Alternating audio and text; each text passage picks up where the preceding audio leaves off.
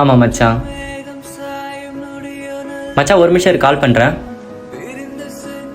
சொல்லுப்பா. யார்கிட்ட பேசிட்டு இருக்க? கௌதம் கிட்ட. ஓ அப்படியா, சரி ஸ்க்ரீன்ஷாட் எடுத்து சென்ட் பண்ணு. சரி அனுப்புகிறேன்.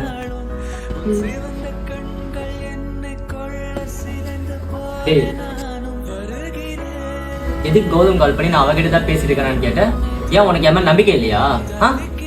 நான் என்ன சொல்ல வரேன் கொஞ்சம் புரிஞ்சுக்கணும். அதுக்கப்புறம் நீ என்ன வேணாலும் பேசு. ஹலோ ஹலோ அண்ணா, நான் ஜோயா பேசுறேன்னா. சொல்லுமா.